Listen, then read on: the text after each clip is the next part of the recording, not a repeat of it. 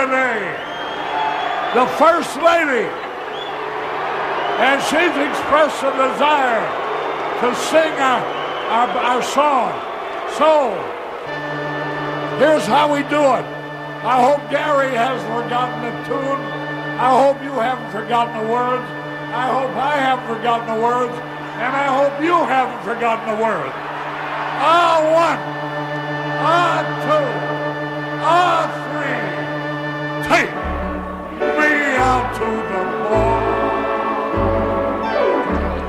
Me out to the moon. Buy me some.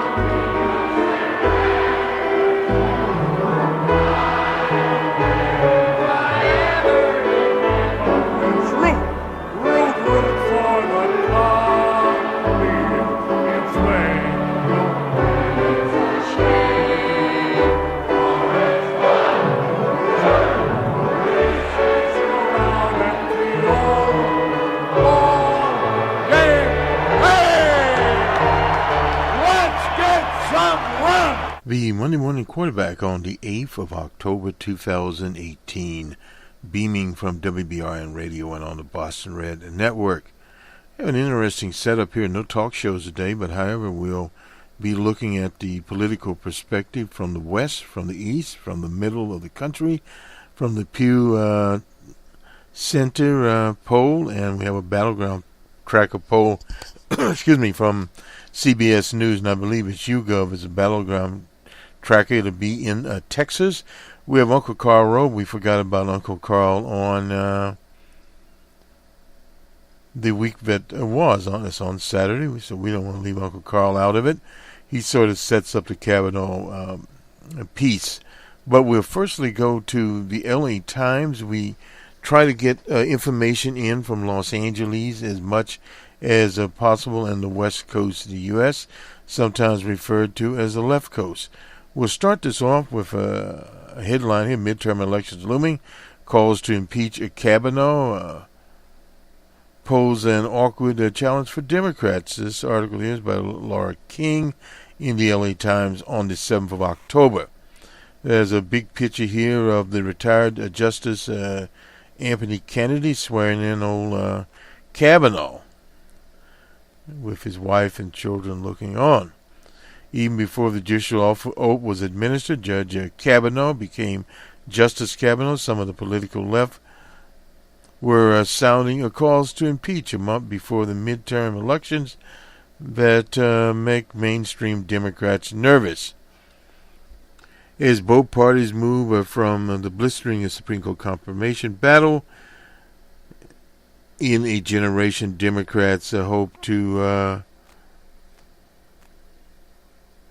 harness voters' anger over the explosive proceedings and narrow the outcome, but not turn the midterm election into a polarizing referendum on whether the party should try to remove Kavanaugh. That would be little likelihood of success. Well, we agree upon that. Republicans and Democrats both competing spins on how the confirmation fallout might play out. The GOP says the battle over Kavanaugh has energized its voters who have lagged behind the Democrats. Democrats say the debate over Kavanaugh has amped up the anger that many women already felt towards Trump and the Republicans. Greater Republican enthusiasm to vote could help Republican candidates this year. Highly contested Senate races, most of them are taking place in conservative states, and they list here Indiana, Missouri, Montana, and North Dakota. A little article here from the Washington Post on Heidi Heitkamp. Anyway, at the same time, increased turnout among women could help Democrats flip some House seats. There's a difference between the Senate and the House. Democrats need to pick up an additional 23 seats nationwide to control the House. Polls in most contested districts indicate that the goal is reachable, but by no means assured. A new round of Senate polls in 4 states, this is CBS and YouGov, indicated that most voters who say the Kavanaugh fight has increased their motivation to vote were partisans who had already made their minds up. That's effectively what Charlie Cook said. But in close races, the polls indicate that the Kavanaugh issue might help Democratic Representative Kristen Sinema. She's in Arizona, who has a slight lead of 47-44 over Martha McSally. Amongst a small group of likely voters who say they might still change their minds about which candidate to back, there's 3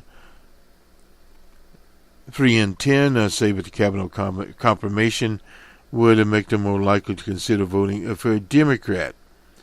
As the party analyzed voting data, Trump and his senior aides dashing the expectation that they might strike a unifying stance in the wake of battles that pit Americans against one another. And we'll skip this. Senator Coons, he's from Delaware, called impeachment talk premature, no doubt about that.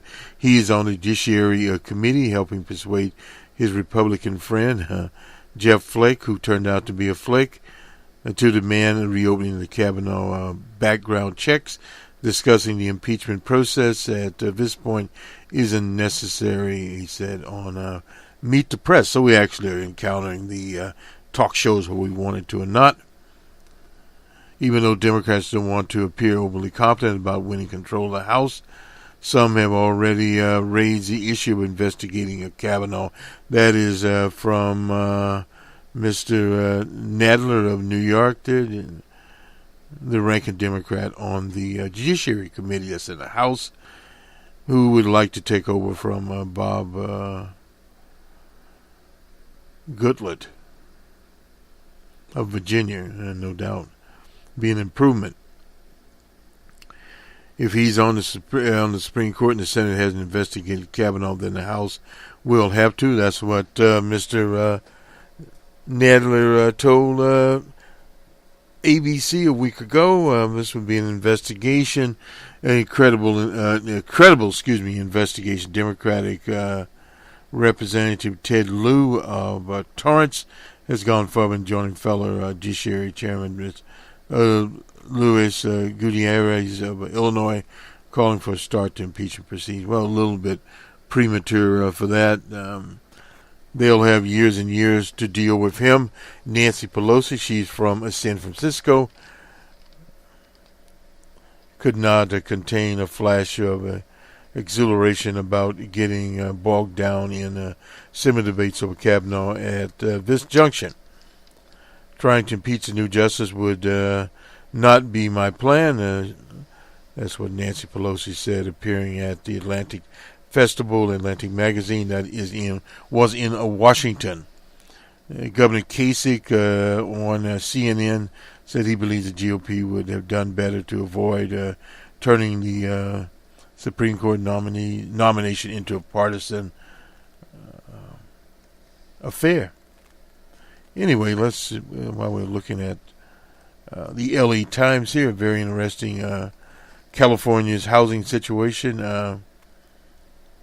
Proposition 10 is a mess. Proposition 10 isn't going to help, according to them.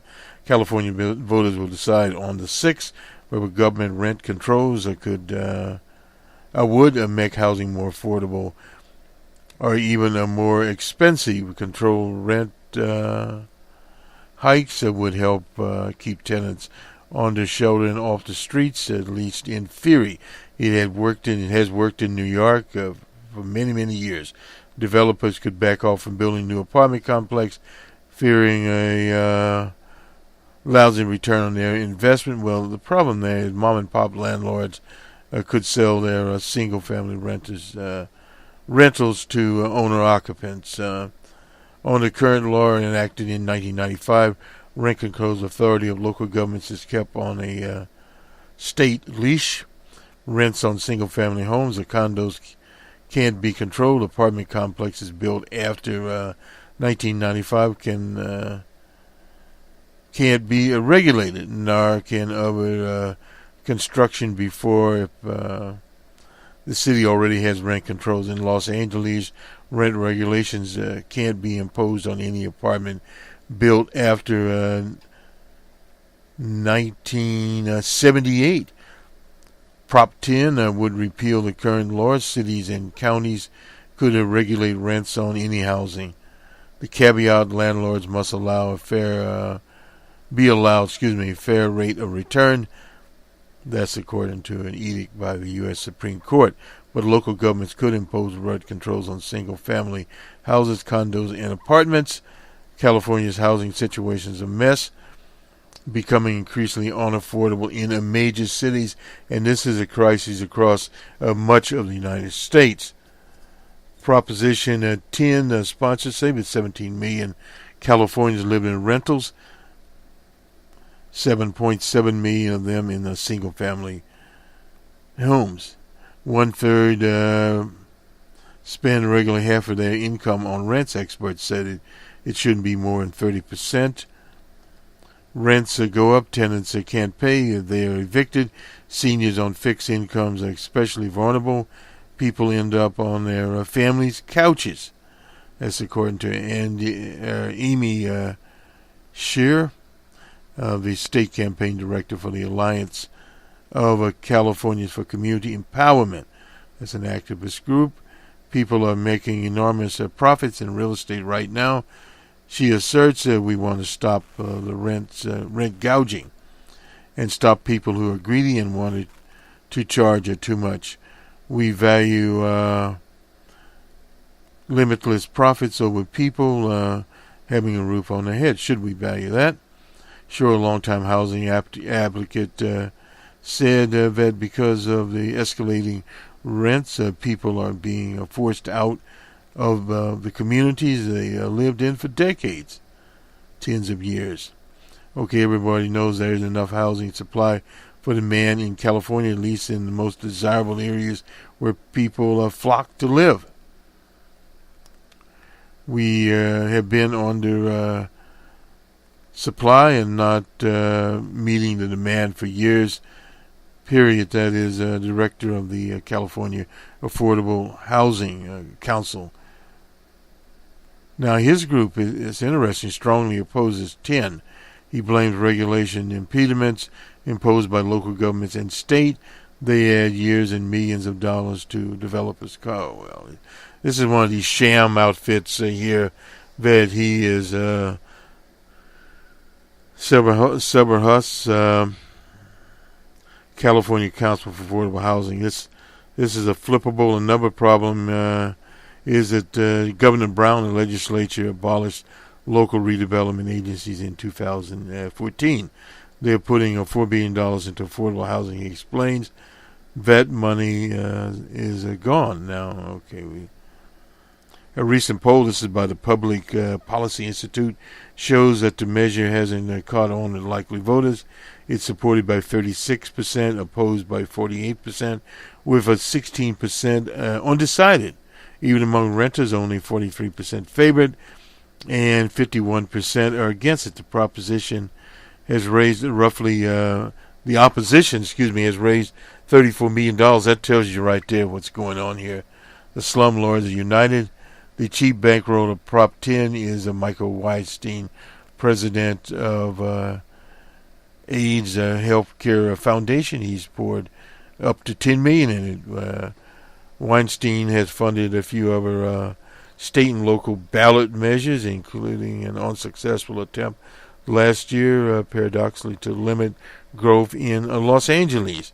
My view is I'm weary of government controlling prices charged by private industry, but that's fine for energy utilities because they are allowed monopolies, but housing is a wide open market.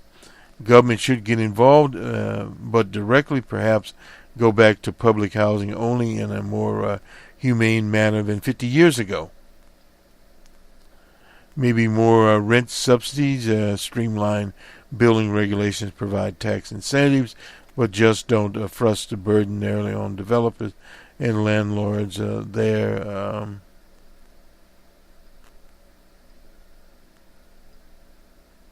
Period. So that is kind of an interesting situation here with Weinstein and his fuss. We'll finish up the L.A. Times. Incident: the Dodgers fell to Atlanta in Game 3. They now have a 2-1 lead, which we will get to. We'll do the senior population here.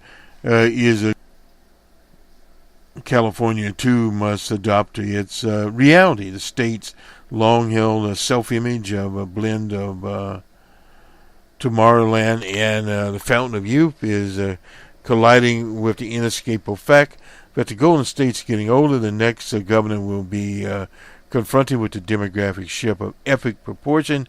Seniors will be California's fastest-growing population. Between now and 2026, the number of Californians 65 and older is expected to climb by 2.1 million. That's according to projections by the Department of Finance.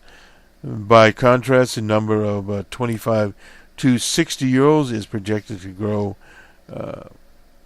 by just more than 500,000. The number of younger Californians 25 years old, younger than 25, will grow by a mere 2,500. Very interesting article here. The grain of California will steep into nearly every nook of the state, budget and policy planning under the next governor. Things are going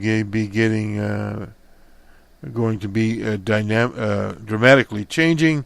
What it means to govern an aging state. It means dealing with higher health care costs, particularly for low-income seniors who are eligible for Medi-Cal coverage.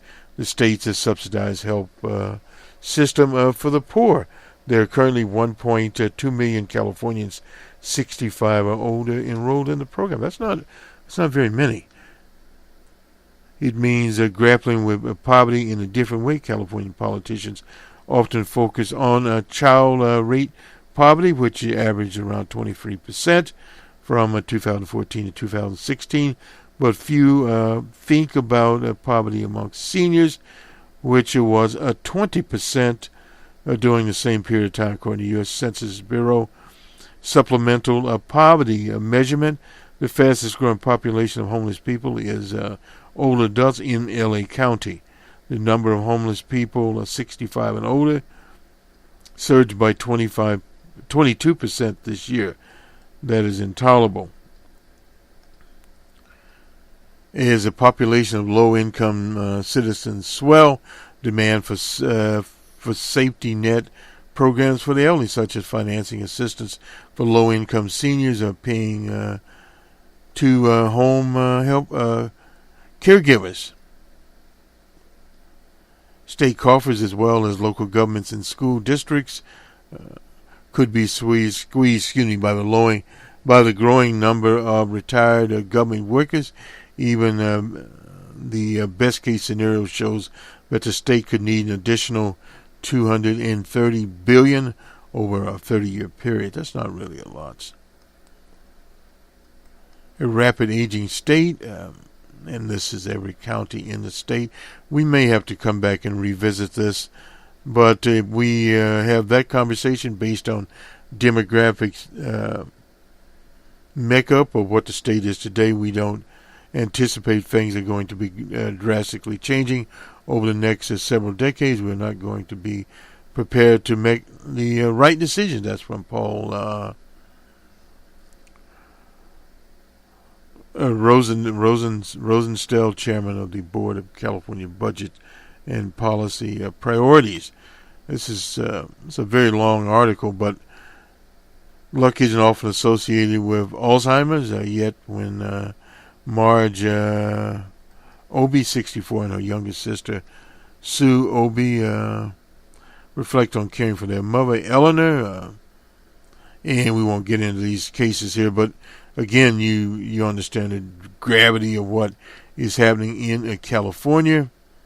Turning to paying caregivers can force healthy families to drop out of the workforce in order to care for full-time. ARP's study found that 4.5 million family caregivers in California provide $57 billion worth of unpaid care, roughly the equivalent of the gross domestic product of Costa Rica.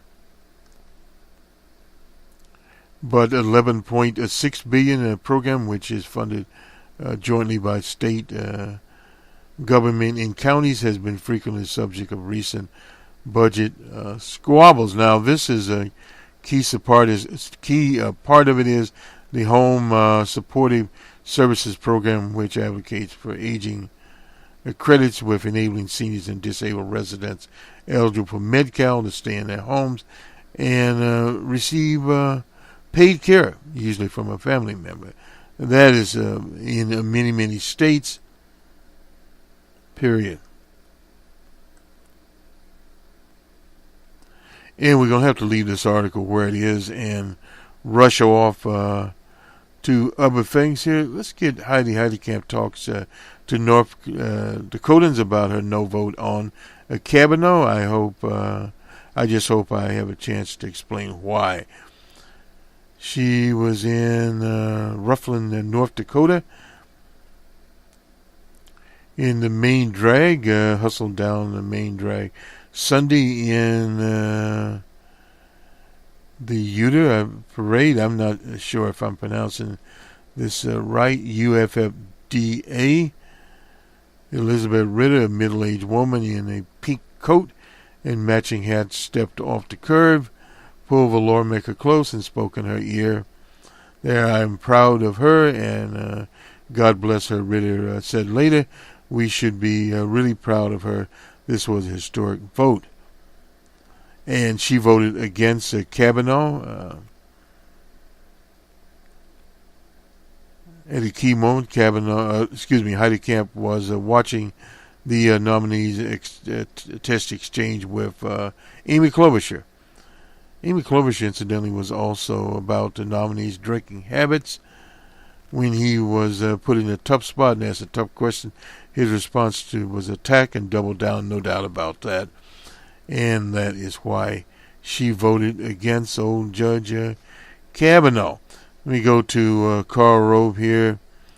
How Kavanaugh can help the GOP. He hopes. He's writing in the Wall Street Journal on the 4th of October. The hearing eroded the support of Kavanaugh. Before the hearing, 36% of voters favored his confirmation, with 38% opposing it, and 26% undecided. After the hearing, support for Kavanaugh was roughly unchanged, but opposition ticked up to 44% of the share of undecided fell. Responses broke along partisan lines. Republicans favored confirmation at 72 to 12%. And this is a Harvard-Harris. This is a right-wing poll he's citing here. Penn is running it now.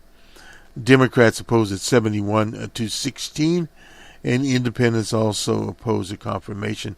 And this is 45 to 28, a little different there. But the tide of opinion could reverse after the federal FBI's investigation. Its supplement there. Harvard-Harris survey also asked respondents whether they would, if the FBI review, no collaboration. But the FBI did not review, did not go into that. They only reported information, not making a case for Dr. Ford. Support for confirming Kavanaugh rises to 60%, including 58% amongst independents. This is why Democrats who demanded the FBI investigation are likely to despair if it conclusion. But there was no conclusion made, not to the public. Senator Blumenthal has already called the FBI time frame too accelerated and too artificial, no doubt about that. Democrats aren't the only ones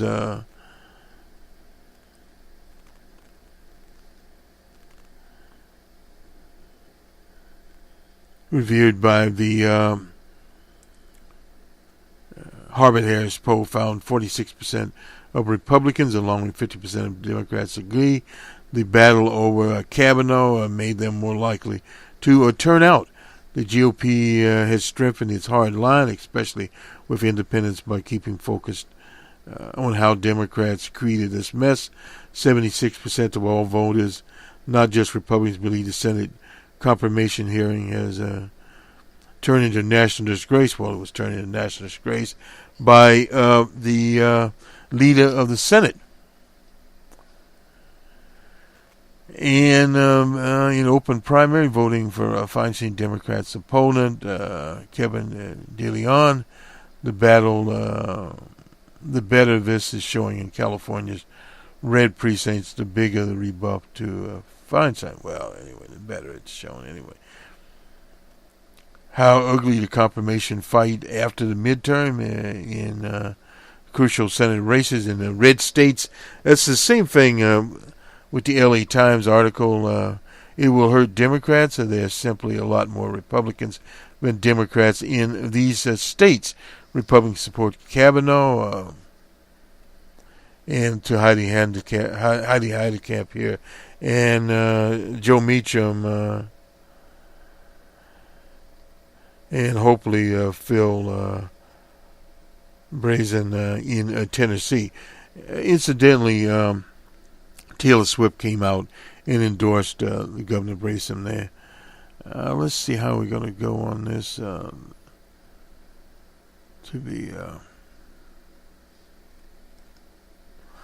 the Pew Center. This is the 2018 midterm voters' issues and political values. Huge partisan divide on healthcare, immigration, and U.S. global role. Supporters of Republican and Democratic candidates in the upcoming congressional election are deeply divided over government's role on healthcare, the fairness of the nation's economic system, and views of racial equality in the U.S. For these disagreements extend on how the U.S. should approach allies and whether or not other countries often take advantage of the U.S.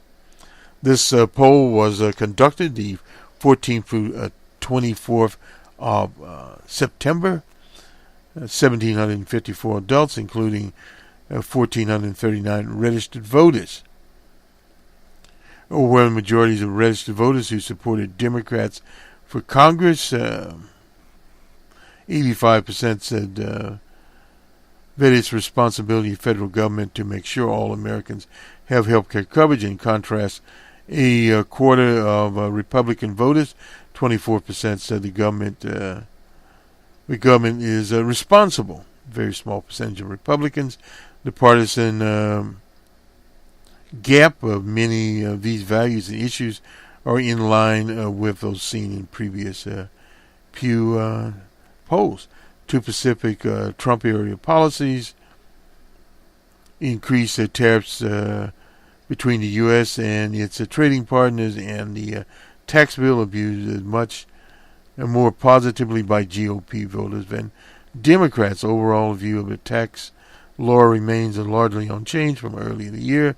In the new survey, 78% who support the GOP in their districts approve the tax law, whereas only just 11% of Democrats do.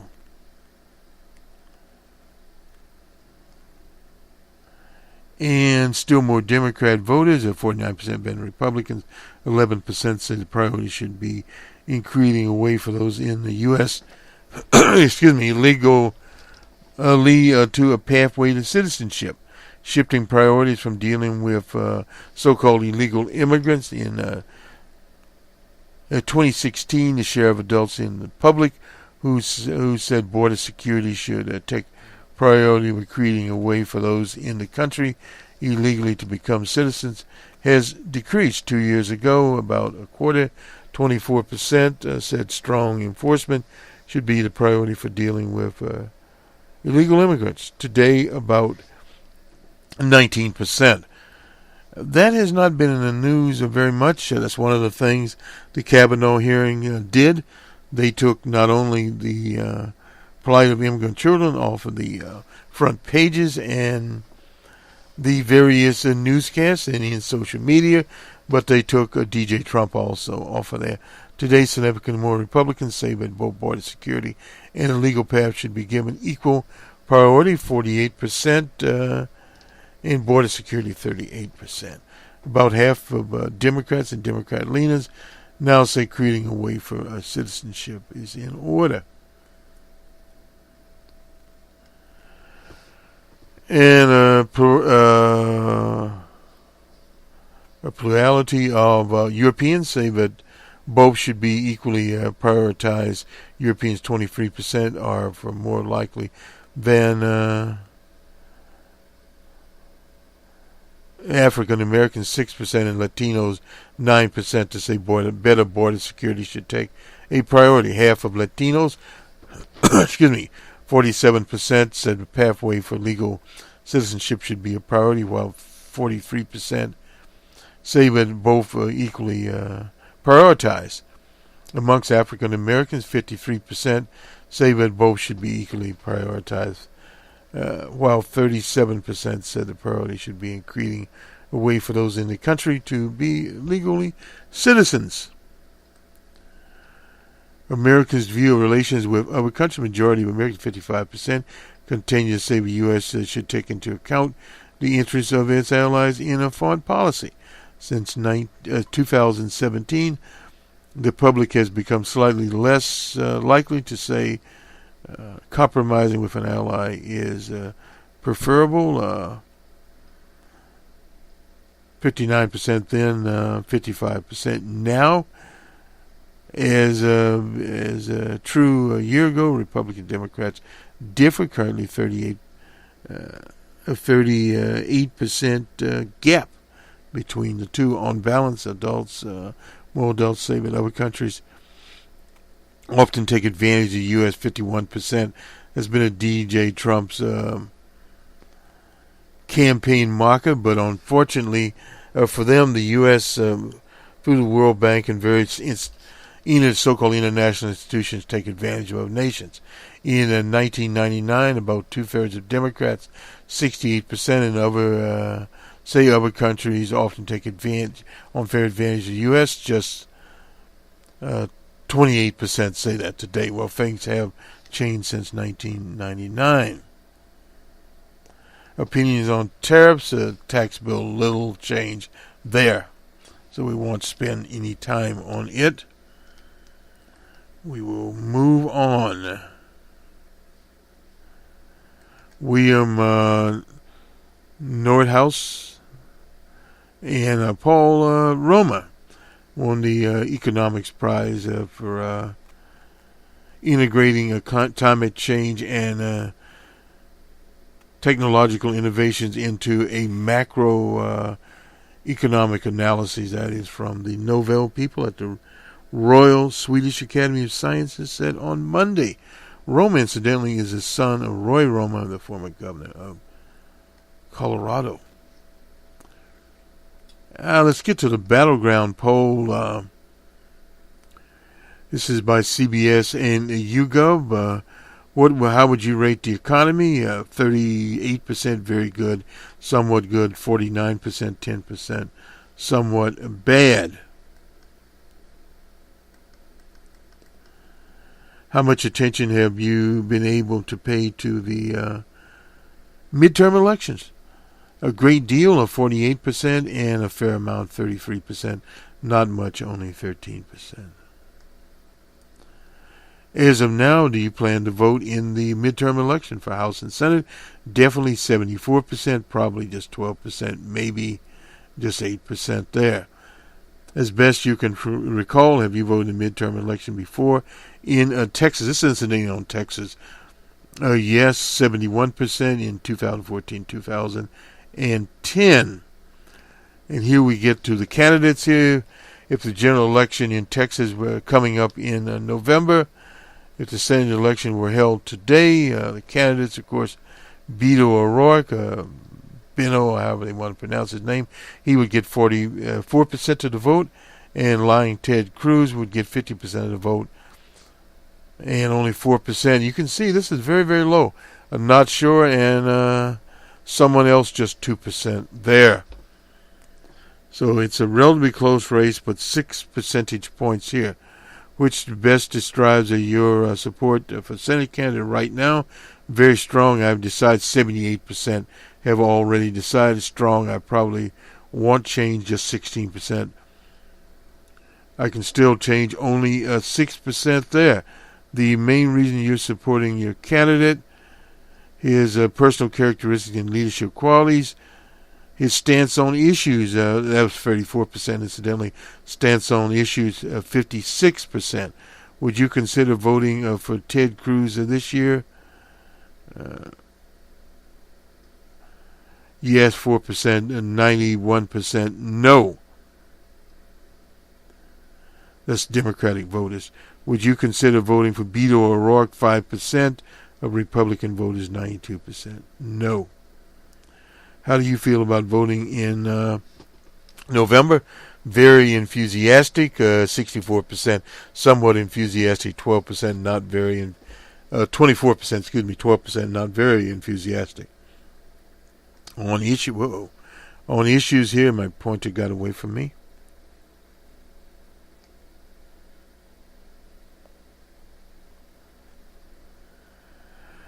Regardless of which candidate you might support, which candidate you think is better on health care, Beto O'Rourke, 37% and 44%, can't believe that. Ted Cruz, immigration, Beto O'Rourke, 36% and 49%. Ted Cruz. On crime, 33% Beto and 47% Cruz.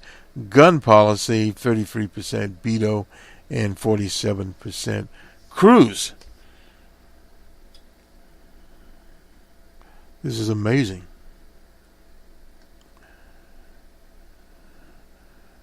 Would your 2018 Senate vote be in support of DJ Trump?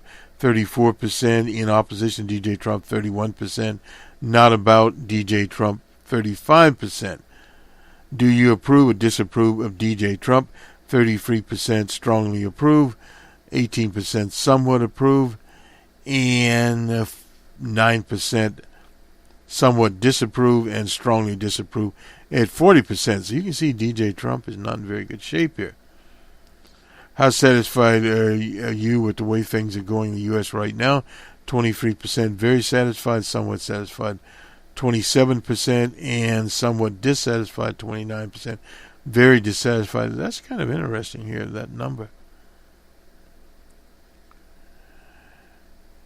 In 2018, are your vote based on concerns and the needs of others? Parents, 69%, women, 71%, men, 46%. Oh, I see. Racial and ethnic minorities, 61%. And people of faith, 58%. Yes. And we didn't get the no's here, but parents, the no's, 31%. Women, 29%. These are no's. Gun owners, 55%. And yes, and no's, 45%. Well-off or wealthy people, 24%, and 76% no. Working people, 88%, and 12% no. That should be for Beto O'Rourke. There's some problems here. When you finally cast your ballot, which of these will the 2018 election be about? For you personally, DJ Trump, 8%. Your culture and way of life, 12%. The direction of the country, 52%. That's interesting. Economics and finance, only 11%. Your party, 4%. Sending a message to Washington, only 12%. So they aren't interesting.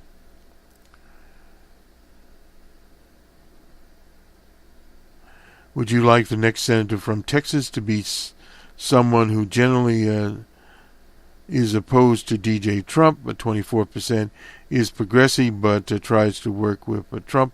34% is conservative but independent from Trump. 22% and tries to support Trump for as much as he can. 30%. What they say, do you think a Democratic Party tries to put the interests of Europeans over racial minorities? 11% tries to put the interests of racial minorities over Europeans. 46% tries to treat the interests the same way. 43% there.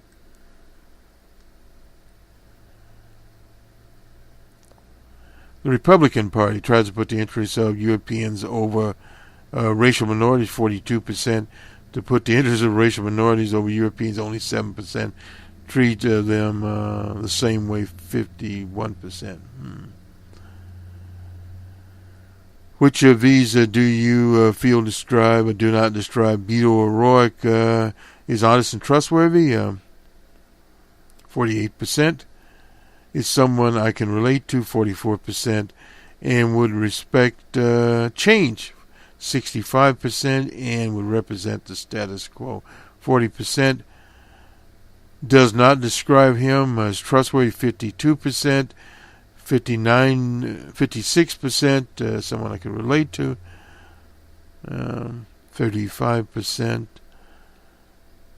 would represent a change, and 40% the status quo. Now about Ted Cruz. Honest and trustworthy, 52%, does not describe him, 48%. Someone I can relate to, 48%. 52% does not describe him, he's not well liked. Would represent change, 43%, and would not. 57% would represent the status quo. 51% as 49%. Brett Kavanaugh has been nominated to the court. 43% would have voted to confirm him. 35% would have voted against it. And too soon to say, well, he's already been taken care of. There's a very long poll here. And we won't go through all of these. I'm skimming through as quickly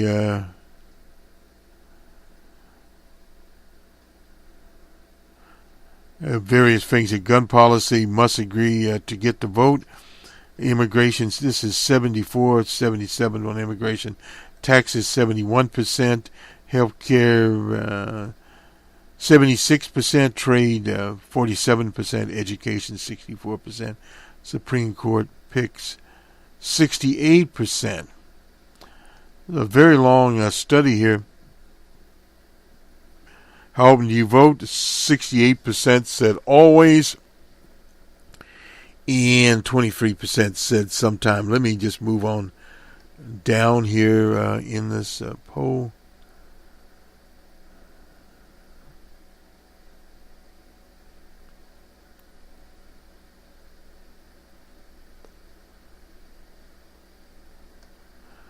Is a series of panel studies in the U.S. as a battleground the battleground poll. The poll is conducted by YouGov. It's an online polling company. He had 1,031 registered voters in Texas, and it was fielded between the interviews between the 2nd and 5th of October. Respondents were selected from YouGov's online panel to represent registered voters in Texas in terms of age, race, gender, and education. The sample was weighted for gender, age, and education according to the American Community Survey. The margin of error, 95% competence interval for a sample percentage P based upon the entire sample of approximately 3.9 is how it's calculated here. P plus minus 100 times 1 plus V2 over N. Anyway, the V is the coefficient variable of the sample weight, and N is the sample size used to compute the proportion. This is a measure of sample error, the average of all estimates obtained. Use the same sample selection and a weighting process. The sample estimate should differ from its expected value by less than the margin of error in 95% of all situations here. So that's basically it. I was looking to see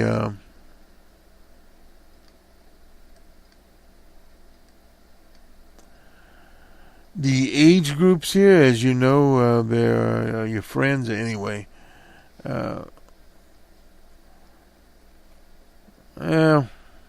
Doesn't tell me very much there. This YouGov Battle Tracker poll. I suppose if we had it on CBS, we could find out. Anyway, let me check our time here. Okay, we're running pretty well here. We'll do the baseball scores from last night. The Brewers were at the Rockies, and they swept the Rockies. Brewers 6, Rockies nothing. The Brewers had 12 hits. The Rockies had 4 hits, and they're done. The Brewers are on the way to the National League Championship. The Dodgers were in Atlanta, Georgia, a 6-5 ball game there. Atlanta 6-5. They had 4 hits, 1 error, and the Dodgers 7 hits and 1 error there. On to let's wait a minute here. Let's get tonight. Okay, the Astros will be in Cleveland. And, of course, that is the, I guess, early game. 4:30 Eastern time in Cleveland. Yes, that would be a very early game. And the Dodgers also will be at 4:30 Pacific time. 4:30 Eastern time. Oh, both of this. I'm sorry. It would be let me get this straight here. The Astros will be at 1:30, a day game, actually. Eastern time in Cleveland. The Dodgers will be at 4:30 Eastern time in Atlanta, Georgia.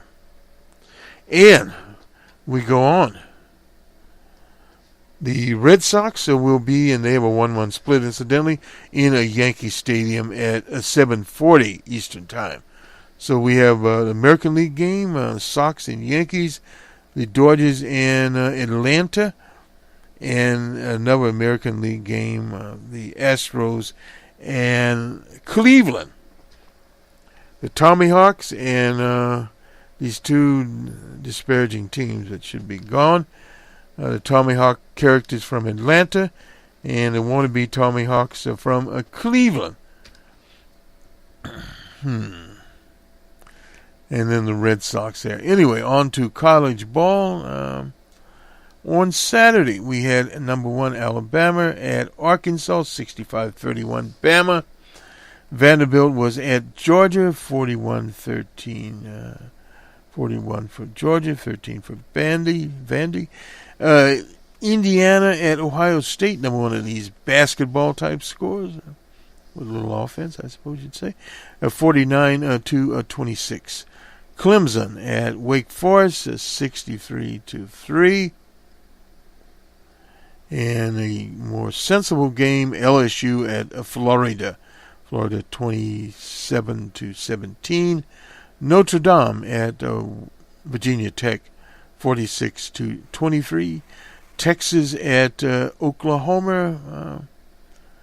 Texas actually beat Oklahoma. That's usually a big game.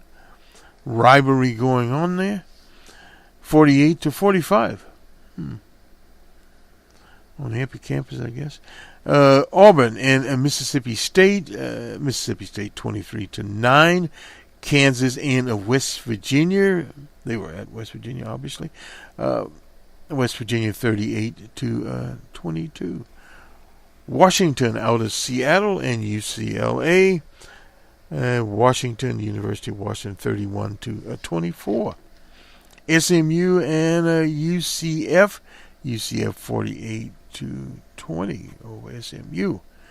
And in an overtime, Kentucky and Texas A&M. A&M 20-14.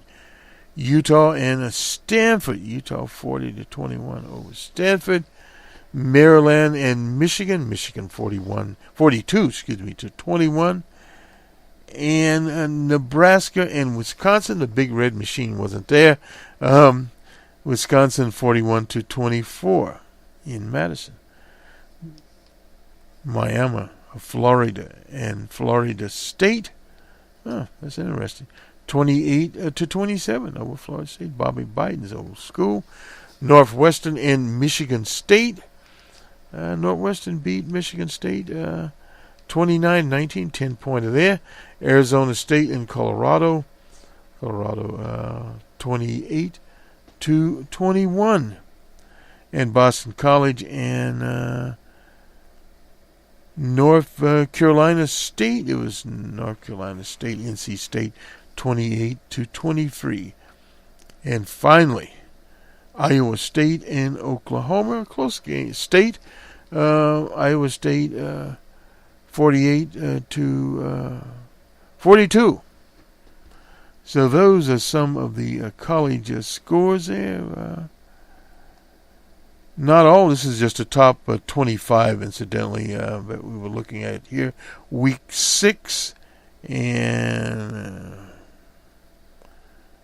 boy, we go beyond that. Anyway, that will take care of the scores, and it will take care of us. Hopefully, the Battleground Tracker poll out in Texas, very interesting poll there, a 6-point race between Beto O'Rourke and Ted Lying Cruz. We had, let's see, one more here. Real Clear Politics. I think we only had one poll today from Real Clear, I believe. Yeah, we have a Michigan, the 11th district there. I'm not sure. That's Stevens over Epstein, 45 to 38. On Sunday, these were all Battle Tracker polls. Simmer ahead in Arizona over McSally by 3 points. Blackburn up by 8 in Tennessee. Cruz up by 6. And Melinda has it finally taken off in Jersey, up by 10. So these are some of the polls here that we had. Nonetheless, this will do it for us. Have a good week ahead there from WBRN Radio and the Boston Red Network. And we still have an open source report to do. Incidentally, the Numbers Man, that is our macroeconomics program, before the Nobel Prize. It is available on many of our outlets. It would be iHeart, YouTube, Stitcher, Spreaker, etc. And the RSS feed, you can find it there. And we were talking about the Apple section over there. I think we're still over on Apple on some of these. I'm not sure what.